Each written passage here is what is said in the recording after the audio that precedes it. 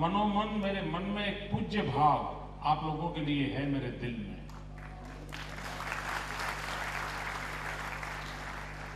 और वो इसलिए नहीं है कि मैं मुख्यमंत्री हूं इसलिए ऐसा कहना पड़ता है, ऐसा नहीं है। इसके पीछे एक तर्क है, एक हकीकत है। पूरी मानव जात की सांस्कृतिक विकास यात्रा के और जब नजर करते हैं और उसके मूल की तरफ जब जाते हैं तो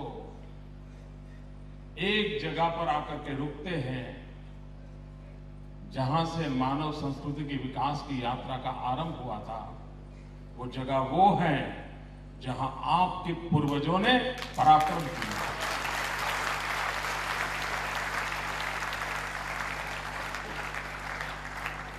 आप उस महान विरासत के अंश है। आपके पूर्वजों ने वो महान काम किए और इसके कारण मेरे दिल में उस परंपरा के प्रति पूज्य भाव है और आप उसके प्रतिनिधि हैं तो सहज रूप से उसका प्रकटीकरण आपकी ओर होता है।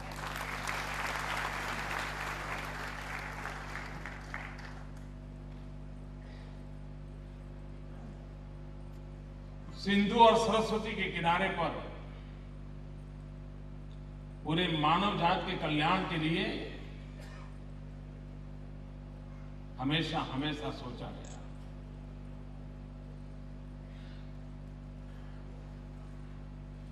मैं जब विद्यार्थी काल में धौलावीरा देखने गया था, हड़प्पन संस्कृति, मोहनजोदड़ो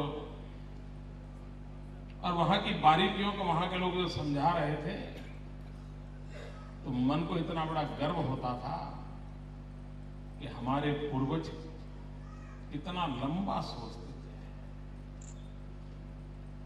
वहां की एक एक ईंट, एक एक पत्थर इन सिंधु संस्कृति की परंपरा के उन महान सपूतों के पराक्रम की गाथा कहता है।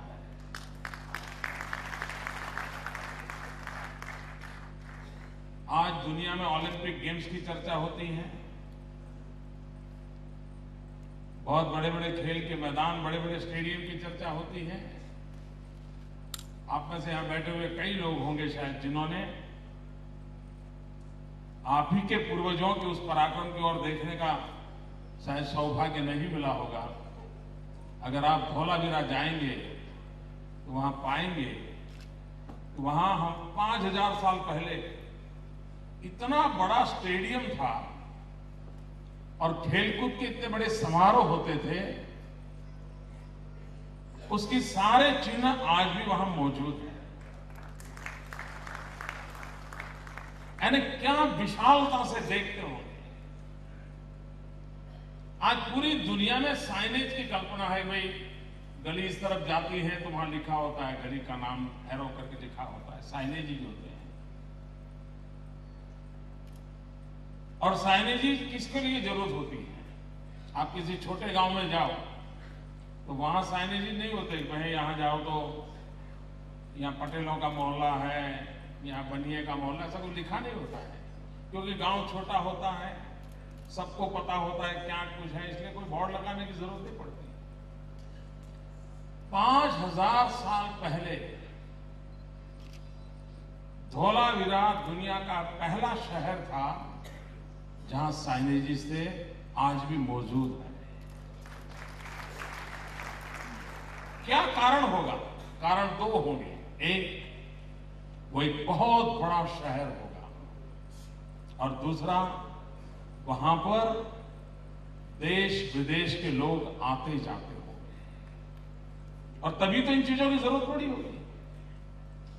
5000 साल पहले ऐसी विरासत आप कल्पना कर सकते हैं भाई?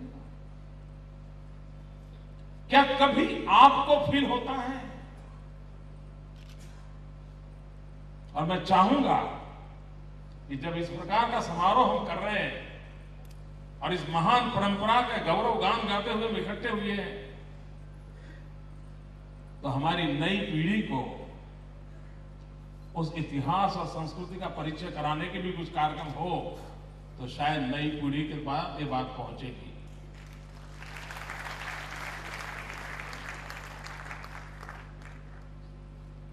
मतलब मैं यहां मुख्यमंत्री के नाते कम, आपका अपना एक साथी के नाते बात करने का मेरा मूड करता है।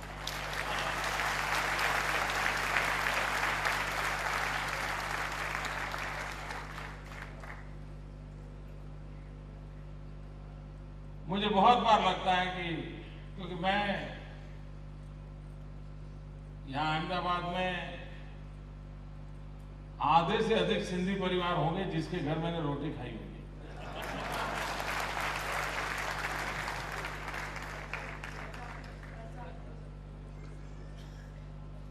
क्योंकि मैं 35 साल तक उसी प्रकार से जीवन जीता था, तो अनेक परिवारों में मेरा जाना, उन्हीं की रोटी खाना ही मेरा, और इसलिए मैं काफी निकटता से सब चीजों को देखा है। लेकिन आज कभी सिंधी परिवार में जाता हूं तो बच्चे पास्ता और पिज्जा के आसपास चलते हैं तो मेरे मन में करता है यार मीठा लोला तीखा लोला है, कहां चल रहा है।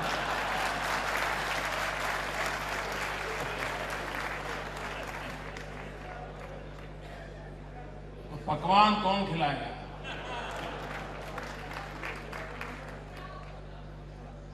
आप सोचिए, चला जा रहा है। मेरे सिंधी परिवारों में से ये सब चीजें नष्ट हो रही हैं।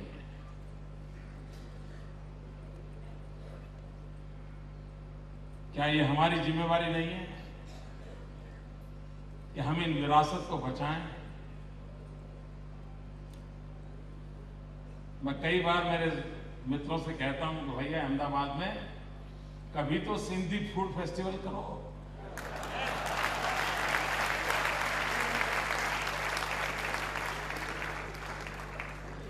ये नरेंद्र सारी दुनिया को खिलाता है लेकिन वो सिंधी खाना नहीं खिलाता।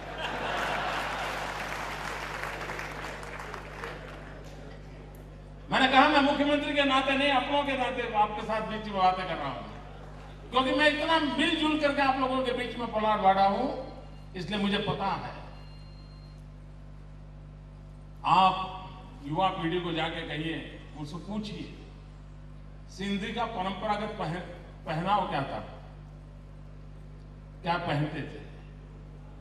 दुनिया बदली है, काफी वेस्टर्नाइजेशन आपके अंदर घुस गया है, मुझे क्षमा करना। सिंधी भाषा में बोलने वाले परिवार कम होते जा रहे हैं, मां बेटा भी अंग्रेजी में बोल रहे हैं। मित्रों, दुनिया के अंदर अपनी मातृभाषा, अपना रहन सहन, अपना पहनाव, इसको जो संभालता है वो उसमें फिर से एक बार जान भरने की ताकत होती है।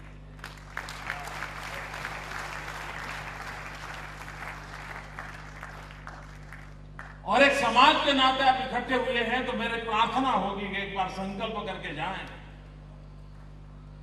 कि हमारे घर में हम सिंधी क्यों न बोले।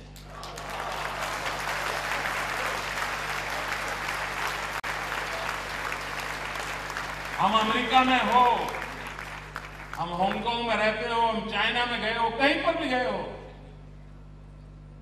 क्यों न हो।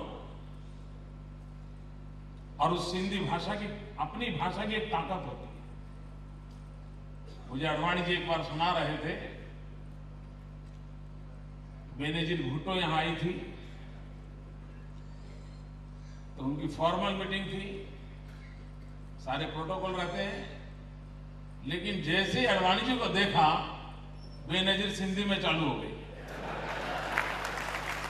और पूरे माहौल में उन दोनों के बीच में इतना अपनापन था, इतनी खुलकर के बातें हो रही थी। अब देखिए ये भाषा की कितनी ताकत होती है। अगर हम उसको खो देंगे, व्यवसाय के लिए अंग्रेजी जरूरत होगी, जरूर इस्तेमाल कीजिए। और 10 भाषाएं सीख के कौन मना करता है, सीखनी भी चाहिए। ये हमारे सुरेश जी के साथ आप बैठिए, वो गुजराती बोलेंगे तो पता नहीं चलता है कि कभी सिंधी भाषा भी जानते होंगे। इतनी बढ़िया गुजराती बोलते हैं, बहुत अच्छी गुजराती बोलते हैं, एक शब्द इधर उधर नहीं होता। मैं प्रसन्न हूं इस बात से, लेकिन ये मेरे मन में है। यहां देखिए सिंधी सम्मेलन है, किसी के शरीर पर सिंधी कपड़े नहीं है।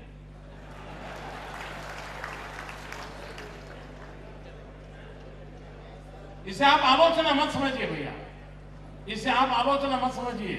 ये आपकी विरासत है, आपकी ताकत है, आप उसको क्यों खो रहे हो? मुझे दर्द हो रहा है और इसलिए मैं कहता हूं, क्या कभी एक सत्र तो ऐसा हो कि सब सिंधी पहनाव में आएंगे?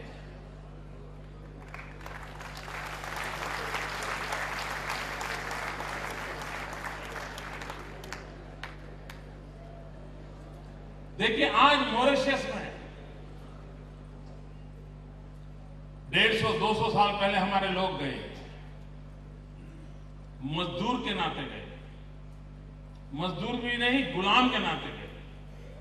उनको हथकड़ियां पहना करके जहाजों में डाल डाल करके ढो करके ले गया गया था।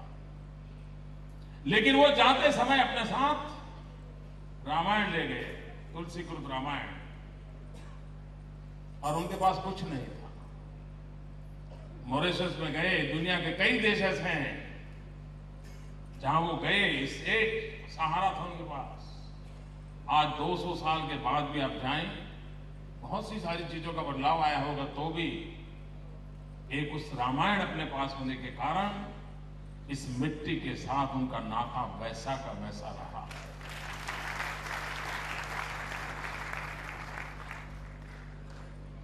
उन्होंने अपने नाम नहीं बदले हैं, उन्होंने रामायण की चौपाई का गान अविरत रूप चालू रखा है, और उसी के कारण उनका नाता, वरना 200 साल में कितनी पीढ़ियां बदल जाती है। यहां तो वो लोग मौजूद हैं जो सिंध को भी देखा है और बाद में वो बुरे दिन भी देखे हैं और बाद में हिंदुस्तान में आकर के अपना नसीब आजमाया। पूरी पीढ़ी मौजूद है, लेकिन 50 साल के बाद कौन होगा? कौन कहेगा कि तुम्हारे पूर्वजों के पराक्रम वहां हुआ करते थे? कौन कहेगा? और इसलिए भाइयों बहनों, मेरा मत है, वो समाज, वो जाति, वो देश जो इतिहास को भूल जाता है, वो कभी इतिहास का निर्माण नहीं कर सकता। इतिहास वही बना सकते हैं जो इतिहास को जीना जानते हैं दोस्तों। जो इतिहास को दफना देते हैं, वो सिर्फ चादर ओढ़ाने से ज्यादा जिंदगी में कुछ नहीं कर सकते। और इसलिए एक ऐसी महान विरासत जिसके आप संतान हैं, उसको बचाइए, इसको प्यार कीजिए। और अगर हम अपनी विरासत को प्यार न करें तो हम कैसे चाहेंगे कि हमारा पड़ोसी हमारी विरासत को प्यार करे? कैसे करेगा? और ये जज्बा किसी के खिलाफ नहीं होता। हम अपनी अच्छाइयों पर गर्व करें, इसका मतलब किसी के लिए दुख होने का और किसी का बुरा दिखाने का कोई कारण नहीं होता है। हमें गर्व होना चाहिए। कितना उज्जवल इतिहास है। मैं आप लोगों को कच्छ में जाने का अवसर मिले, जरूर जाइए। आपने कथा सुनी होगी, कच्छ के अंदर एक 400 साल पहले मेकन दादा करके हुआ करते थे, और हिंगलाज माता के दर्शन के लिए लोग जाते थे जो, और रण के अंदर पानी के अभाव में कभी कभी रण में ही मर जाते थे, और यात्री भी बड़ा कष्ट उठा करके रण को पार करते हुए हिंगलाज माता के दर्शन के लिए सिंध की ओर जाते थे।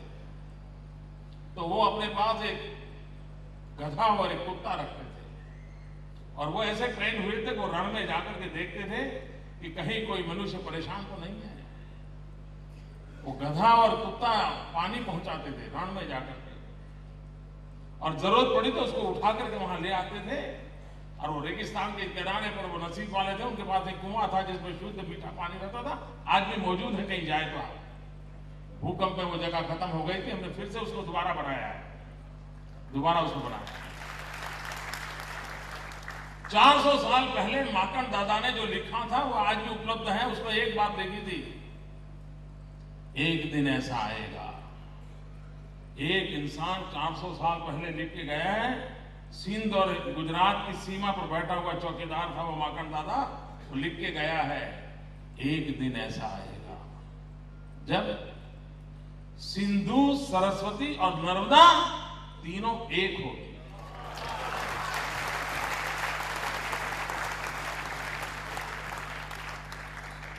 तब किसने सोचा था कि नर्मदा पर सरदार सरोवर का डैम बनेगा और सरदार सरोवर का पानी नर्मदा का सिंध के किनारे तक पहुंचेगा? किसने सोचा था?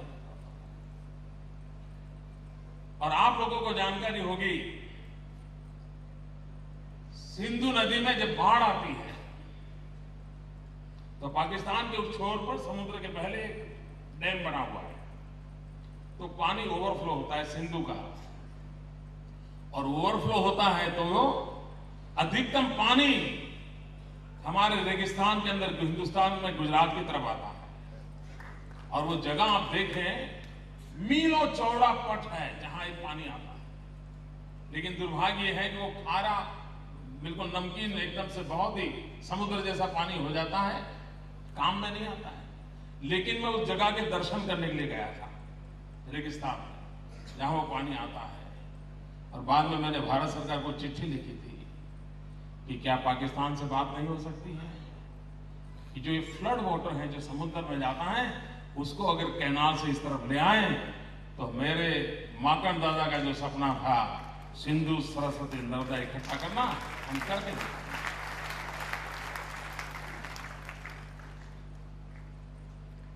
मित्रों, ये विरासतें हैं जिस पर हमें गर्व होना चाहिए और हमें उसके साथ जुड़ना चाहिए। भाइयों बहनों, मैं इस समाज के प्रति आदर करता हूं, उसका एक कारण और भी है। आप कल्पना कर सकते हैं वो दिन कैसे होंगे 1947 के, जब देश का विभाजन हुआ, सब कुछ उजड़ गया, सब कुछ तबाह हो गया, और ईश्वर के भरोसे आप यहां आए। क्यों आए? आप यहां क्यों आए? कुछ लेने के लिए? कुछ पाने के लिए? क्या नहीं था आपके पास? आप इसलिए आए, इस मिट्टी को आप प्यार करते थे, इस महान विरासत को आप प्यार करते थे। आपके पूर्वजों की उस महान संस्कृति से उसे छोड़ने को तैयार नहीं थे, इसलिए आपने कष्ट झेले हैं। क्या ये स्पिरिट आपके बच्चों में परकोलेट हो रहा है? अगर नहीं होता है तो कमी हमारे पूर्वजों की नहीं है, कमी हमारी वर्तमान पीढ़ी की है, और इसलिए गंभीरता से सोचने की आवश्यकता है।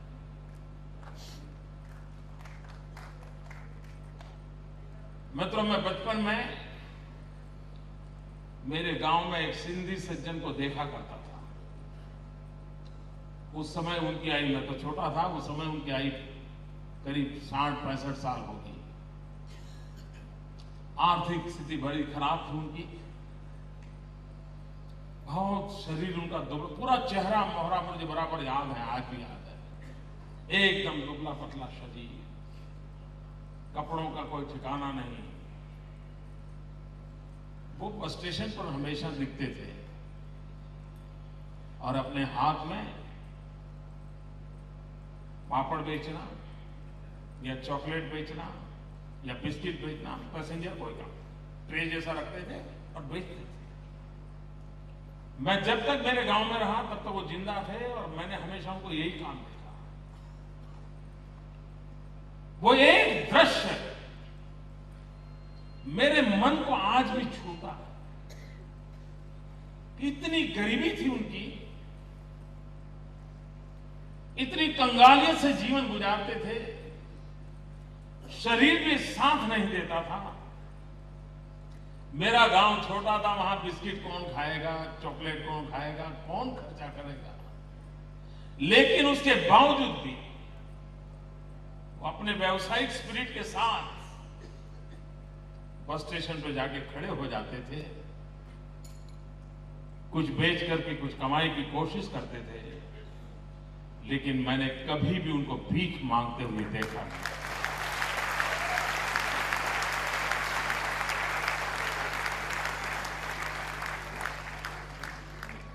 बहुत कम समाज होते हैं जिसमें यह ताकत होती है,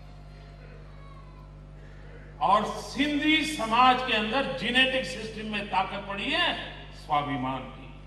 वो कभी भी नहीं। आप उस विरासत के धनी हैं। क्या ये परंपरा अपने बच्चों पर कैसे पहुंचे, उनको हम कैसे तैयार करें। मित्रों, व्यवसायिक क्षमता। जब मैं छोटा था तो हमारे यहाँ गोपाल दास भोजवानी बैठे हैं, हम उनके दुकान पे जाके बैठा करते थे कभी कभी। तो एक बात हमारे ध्यान में आई थी, आज वो परंपरा है कि मुझे मालूम नहीं, लेकिन मैं सोशियो इकोनॉमी की दृष्टि से कई लोगों के सामने अपने विषय में रख चुका हूं, कई जगह में मैं बोला हूं। अब वो परंपरा है कि नहीं मुझे मालूम नहीं, लेकिन उस समय को मैंने अपनी आंखों से देखा है। कोई भी सिंधी युवक या कोई व्यक्ति अपना नया व्यवसाय जब शुरू करता था तो यार दोस्त रिश्तेदार सब आते थे उद्घाटन के समय, उसको एक लिफाफा देते थे। उस लिफाफे पर कुछ लिखा हुआ नहीं होता, लेकिन उसमें कुछ न कुछ धन हुआ करता था, पैसे होते थे, और जो भी आता था उसको देता था। मैंने जरा बड़ी बारीकी से पूछा, सर ये क्या चल रहा है?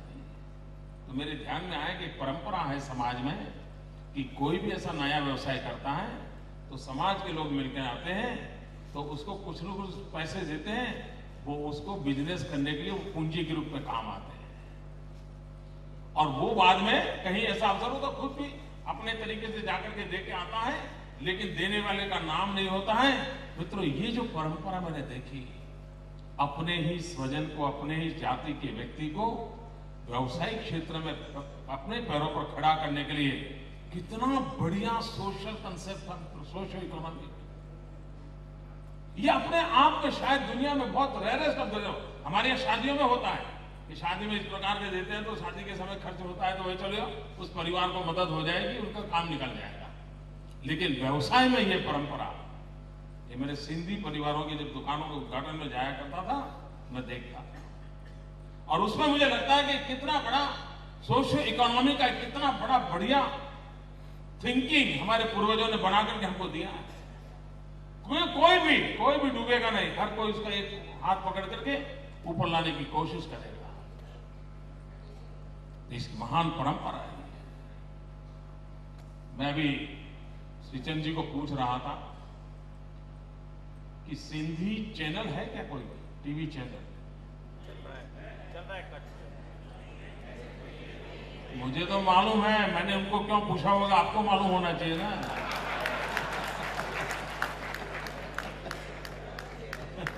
मुझे तो मालूम है। नहीं, छोटा मोटा कार्यक्रम होना अलग बात है।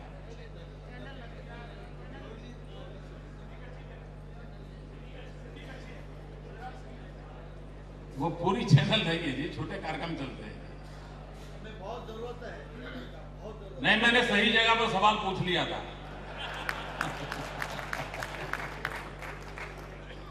अब उन्होंने कहा एक जमीन दीजिए, वो व्यापारी आदमी है, ये हमारा डिवैल्यूएशन क्यों कर रहे हो इंदुजा जी? पूरा गुजरात आपका है मेरे भाइयों बहनों, पूरा गुजरात आपका। ये क्या छोटी बात है?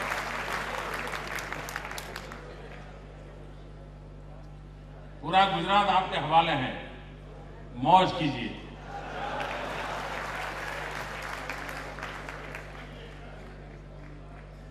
लेकिन हमारे कुछ बंधु मुंबई से शायद यहां आए होंगे तो नारायण सरोवर के पास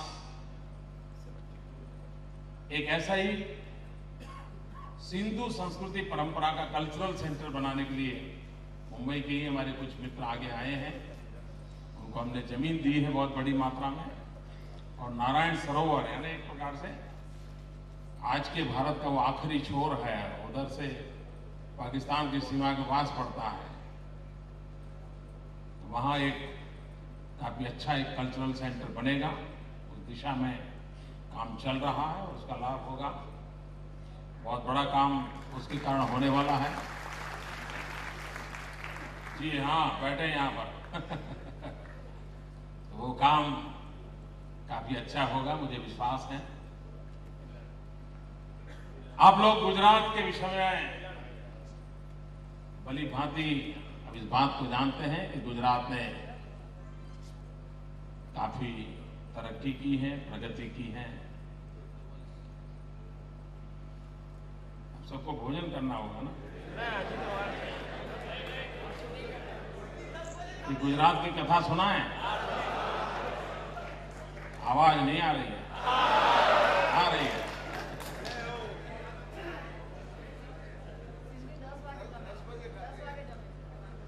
हाँ, सिंधी बहुत देर से खाना खाते हैं। और मैं भी कभी, मैं जब दिन भर काम में मेल नहीं बैठता तो आखिरी कहाँ खाना जाना, मैं सिंधी घर में जाता था, मिल जाता था।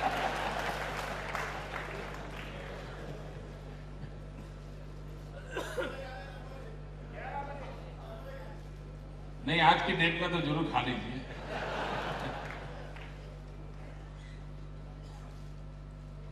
देखिए, Gujarat by and large Gujarat की छवि ये रही है कि हम एक ट्रेडर स्टेट थे, और ट्रेडर स्टेट के नाते हम लोग क्या करते थे, एक जगह से माल लेते थे, दूसरी जगह पर देते थे और बीच में मलाई निकाल लेते थे। यही था, व्यापारी लोग क्या करेगा। उसमें से उसका ट्रांसफॉर्मेशन हुआ, आज गुजरात इंडस्ट्रियल स्टेट बना।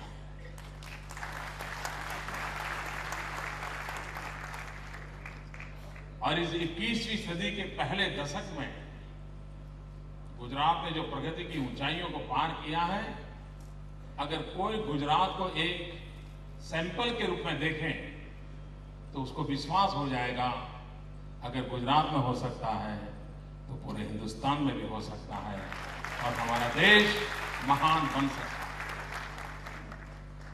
क्योंकि हम वही लोग हैं, हिंदुस्तान के कोने के कोने में हम एक ही प्रकार के लोग हैं। वही कानून है, वही व्यवस्था है। तरक्की हो सकती है और प्रगति कर सकते हैं, ये गुजरात ने उदाहरण दिया है। एक समय था हमारा 1600 किलोमीटर का समुद्री किनारा। उस समुद्र किनारे को हम बोझ मानते थे। हम मानते थे, अरे भाई यहां क्या होगा, ये पानी, ये खारा पानी, नमकीन सब पानी, पीने के लिए पानी नहीं, क्या गांव छोड़ छोड़ करके, कच्छ और सौराष्ट्र के लोग गांव छोड़ छोड़ करके चले जाते थे। गांव के गांव खाली होते थे। हमने उसे बोझ माना था। मित्रों, हमने आज उस समुंदर को अपॉर्चुनिटी में कन्वर्ट कर दिया है।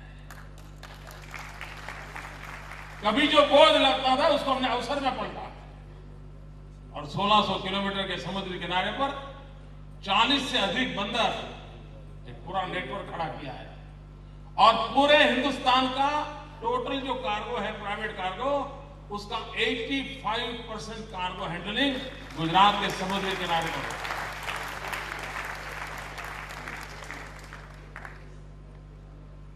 कच्छ 2001 में भयानक भूकंप आया।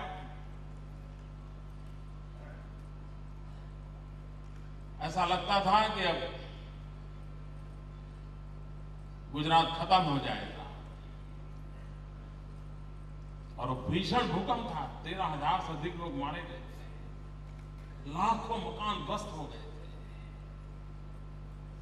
सारा इंफ्रास्ट्रक्चर खत्म हो चुका था, स्कूल, कॉलेज, कुछ अस्पताल तक नहीं बचे थे। ईश्वर ऐसा रूठा था कि जिसकी हम कल्पना नहीं कर सकते। एक प्रकार से गुजरात मौत की चादर ओढ़ करके सोया था और अब सारा देश मानता रहा गुजरात खड़ा नहीं होगा।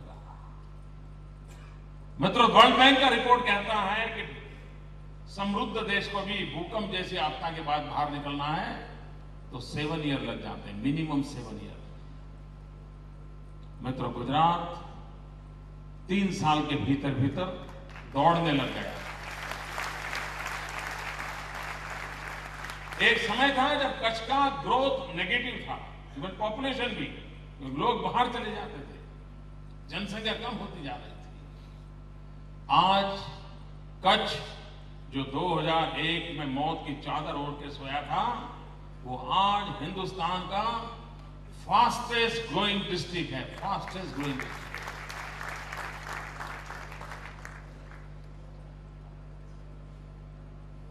इन 10 साल में कच्छ के अंदर 20 किलोमीटर के रेडियस में, मुंद्रा के आसपास 20 किलोमीटर रेडियस में 8,000 मेगावाट बिजली का उत्पादन काम शुरू हो चुका है ना, बिजली पैदा होना शुरू हो गया विद इन 20 किलोमीटर रेडियस में। हिंदुस्तान के कई राज्य होंगे कि पूरे राज्य के पास 8,000 मेगावाट बिजली नहीं है। यहां 20 किलोमीटर के रेडियस में 8,000 मेगावाट बिजली का उत्पादन। अंजार के पास 15 किलोमीटर रेडियस में स्टील पाइप का उत्पादन होता है और दुनिया की सबसे ज्यादा स्टील पाइप मैन्युफैक्चरिंग इस 15 किलोमीटर रेडियस में अंजार में होता है। मित्रों, गुजरात एक ऐसा प्रदेश है कि जिसके पास रॉ मटेरियल नहीं है,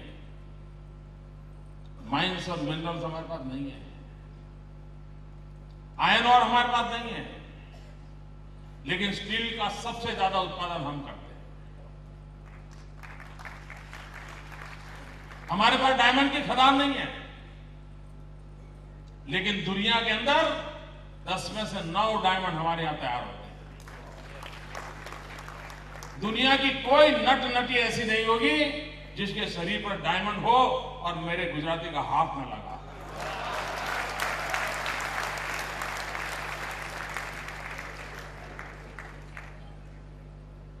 ईश्वर ने हमें नहीं दिया, हमें वो सौभाग्य नहीं मिला, हमारे पास नहीं है, हमारे पास कोयला नहीं है, हमारे पास कोयला नहीं है, हमारे पास पानी नहीं है। उसके बाद भी गुजरात अकेला राज्य हिंदुस्तान में ऐसा है जो वहां 24/7 हम बिजली घर घर पहुंचाते हैं, 24 घंटे बिजली।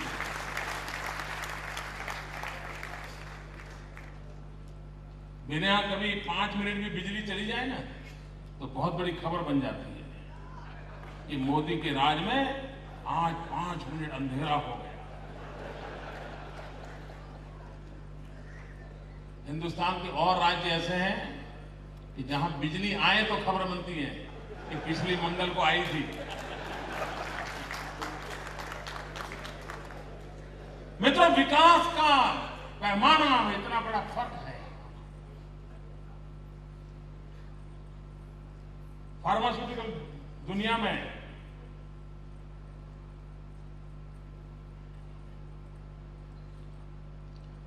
हम करीब 45% उत्पादन गुजरात में होता है दवाइयों का। दुनिया के हर देश में हम उसे एक्सपोर्ट करते हैं।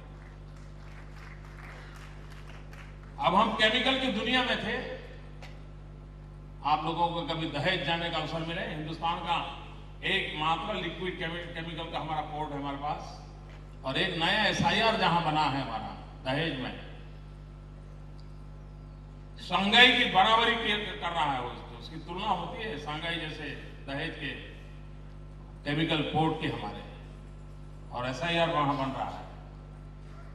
तो हम हमारी गुजरात की पहचान ज्यादातर केमिकल के मैन्युफैक्चरिंग प्रोडक्शन की दुनिया में थी। अब उसमें से हम इंजीनियरिंग फील्ड में गए हैं, और जब नैनो यहां आई तो दुनिया को पहली बार पता चला कि गुजरात नाम की भी कोई जगह है। वरना कोई जानता नहीं था। और मित्रों, नैनो तो अभी अभी आई है और परिणाम ये हुआ है कि शायद जितनी नॉन कंपनी के नेम है गाड़ियों के, वो सारी की सारी गुजरात में आ रही है। आने वाले दिनों में हम 5 मिलियन कार बनाएंगे गुजरात में, 5 मिलियन कार। आप कल्पना कर सकते हैं कि हाँ, इकोनॉमी किस प्रकार से काम करती है, इस तेजी से हम लोग आगे बढ़ते हैं। औद्योगिक विकास के अंदर हम एक क्षेत्र में और पदार्पण किया है। पूरा विश्व ग्लोबल वार्मिंग की चर्चा कर रहा है, क्लाइमेट चेंज की चर्चा कर रहा है। दुनिया में 4 सरकारें ऐसी हैं जिसका अपना क्लाइमेट चेंज डिपार्टमेंट है और सरकार उस हिसाब से काम करती है। पूरे विश्व में 4, उस 4 में एक सरकार है गुजरात की सरकार।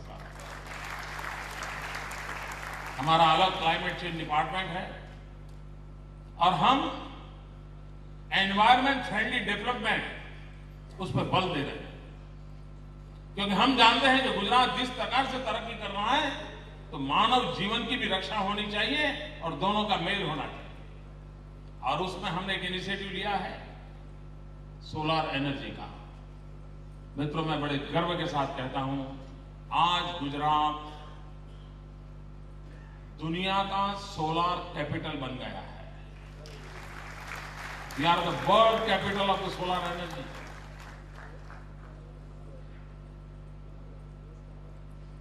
आने वाले दिनों में सोलर एनर्जी के क्षेत्र में, सोलर एनर्जी इक्विपमेंट मैन्युफैक्चरिंग के क्षेत्र में हमारा रुतबा रहने वाला है और भविष्य में हम इसको और आगे बढ़ाने वाले हैं।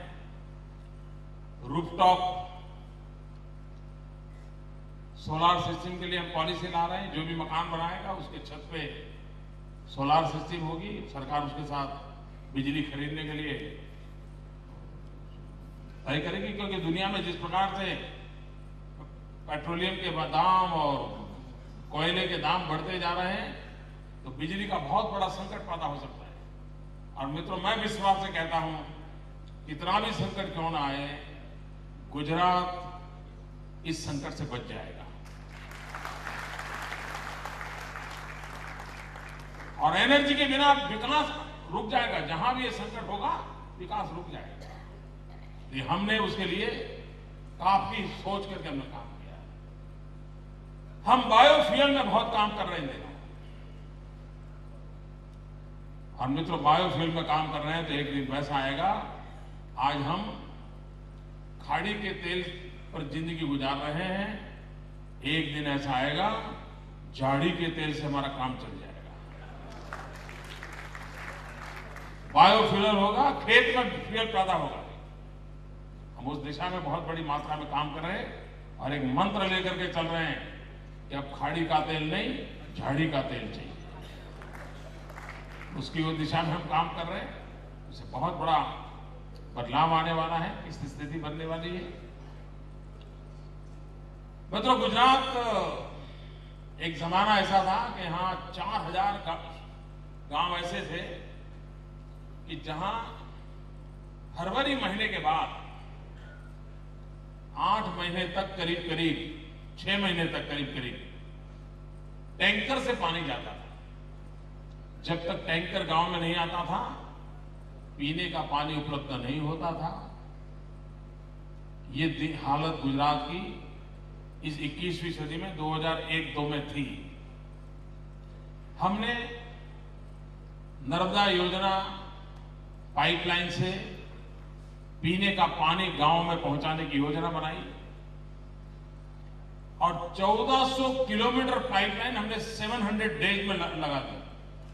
700 दिवस में 1400 किलोमीटर पाइपलाइन। हमारे देश में आदत कैसी है कि शहर के अंदर 2 इंच की पाइप लगाते हैं तो भी 3-3 साल तक, 4-4 साल तक काम चलता है और गड्ढे वैसे के वैसे होते हैं। क्यों? तो बोले पानी की पाइपलाइन लगा।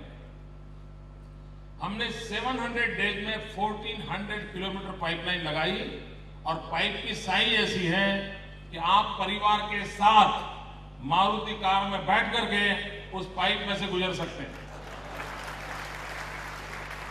इस साइज की पाइप है।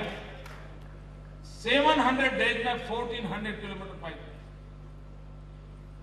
गुजरात अकेला राज्य है देश में जहां 2200 किलोमीटर का गैस ग्रिड है।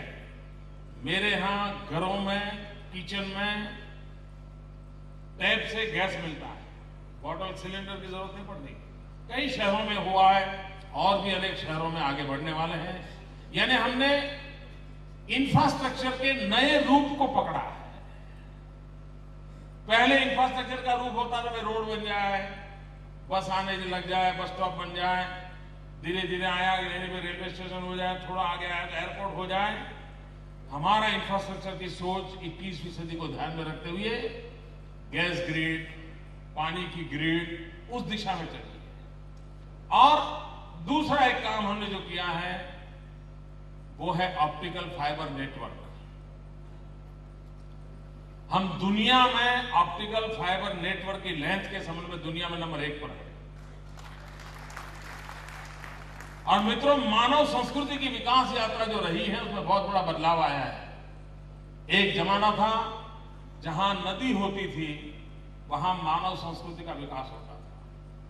फिर एक बदलाव आया जहां से हाईवेज गुजरते थे, उसके बगल में मानव संस्कृति विकास करने लग जाती थी।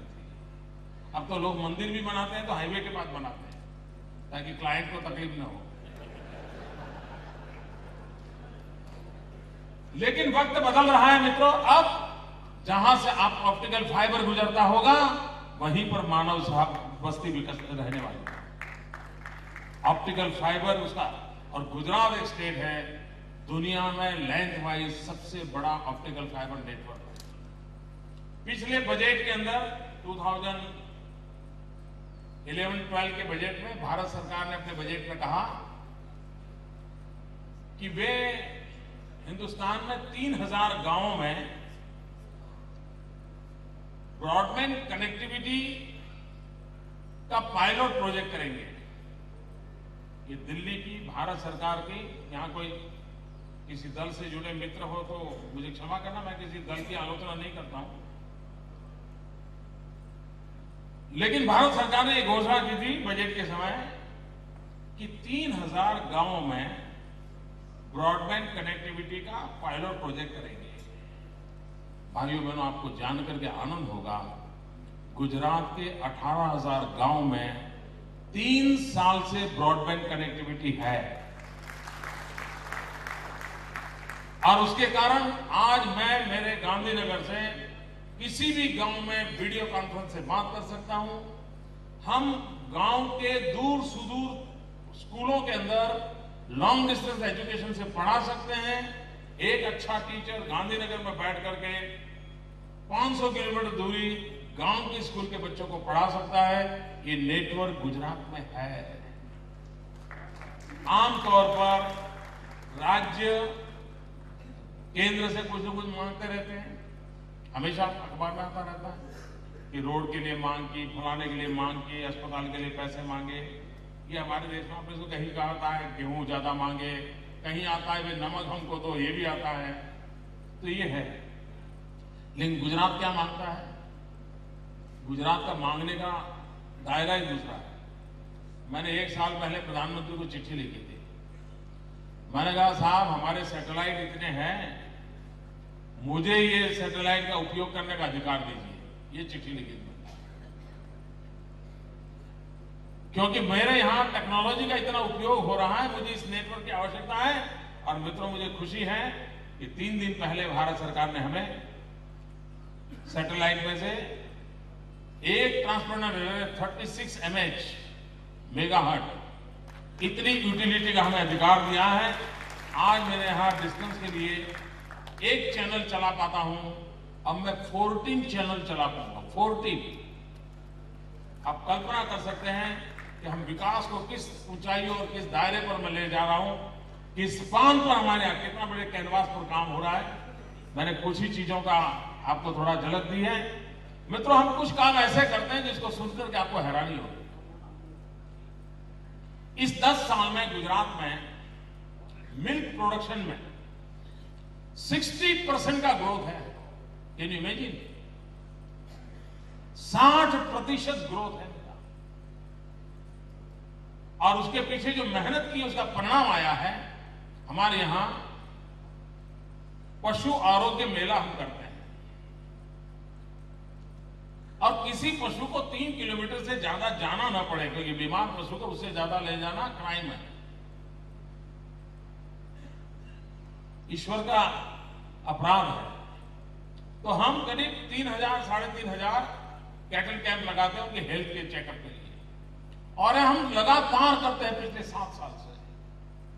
और वैक्सीनेशन बाकी सब बातें, दवाइयां, उसकी देखभाल, उसका परिणाम ये हुआ है कि आमतौर पर जैसे ठंड ज्यादा हो गई तो हमें जुकाम हो जाता है, बारिश ज्यादा हो गई तो हमें जुकाम हो जाता है, वैसा पशु को भी होता है। कुछ डिसीज ऐसे होते हैं थोड़ा सा भी वेदर चेंज होगा तो पशु को भी हो जाता है। ये रेगुलर देखभाल के कारण मेरे राज्य में से 112 डिसीज ऐसे हैं थे वह टोटली इरेडिकेट हो गए, खत्म हो गए मेरे राज्य से। और इसका पशु के हेल्थ पर बहुत बड़ा प्रभाव हुआ। इतना ही नहीं, हम पशु की केयर कैसी करते हैं। हमारे यहां मोती बिंदु का ऑपरेशन होता है, कैटरेक्ट का ऑपरेशन होता है, और कुछ गरीब इलाकों में तो लोग चैरिटी के नाते नेत्र यज्ञ करते हैं और गरीब लोगों के मुफ्त में नेत्रमणि लगाने का काम करते हैं। हम सबने सुना है कैटरेक्ट ऑपरेशन का, नेत्र बिंदु के ऑपरेशन, नेत्रमणि के ऑपरेशन का सुना है। आज पहली बार मैं आपको सुना रहा हूं, सारे विश्व के अंदर गुजरात अकेला राज्य ऐसा है जहां मैं कैटल के कैटरेक्ट ऑपरेशन करता हूं। पशु के नेत्रमणि का ऑपरेशन मेरे राज्य में होते हैं। मेरे राज्य में पशु की डेंटल ट्रीटमेंट होती है। इतनी बारीकी से केयर करने के कारण आज मिल्क प्रोडक्शन में हम यहां पहुंचे हैं। और मित्रों जो यहां सिंगापुर से आए होंगे, मैं विश्वास से कहता हूं, आज अगर आप इंडियन स्टाइल चाय पीते होंगे सिंगापुर में, लिख करके रखिए, दूध मेरे गुजरात का होगा।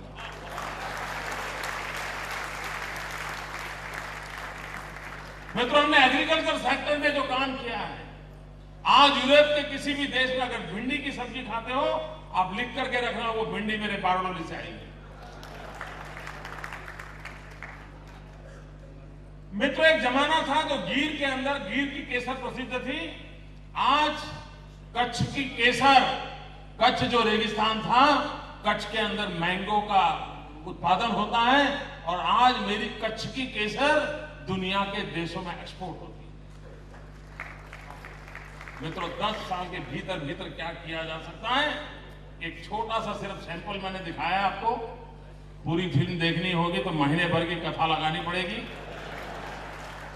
सभी क्षेत्रों में विकास हुआ है और विकास यही एक मंत्र है। और भाइयों बहनों, सारी समस्याओं का समाधान विकास है, सारे संकटों का समाधान विकास है। उसी एक मंत्र को लेकर हम चल रहे हैं। मुझे आप सबके बीच आने का अवसर मिला, मैं आपका आभारी हूं। शुरू में जो मैंने बातें बताई थी, सिर्फ आपके प्रति अतिशय प्रेम होने के कारण, आपके प्रति मेरे मन में भीतर से आदर भाव है। उसी के चलते मेरी आपसे फिर एक बार प्रार्थना है, इस महान परंपरा को नष्ट मत होने देना, इस संस्कृति को नष्ट मत होने देना। आप बच्चों में ये भाषा, ये संस्कार, ये खान पान, इसको जीवित रखने की कोई न कोई योजना हो जाए। मैं मानता हूं देश की बहुत बड़ी सेवा होगी। बहुत बहुत धन्यवाद।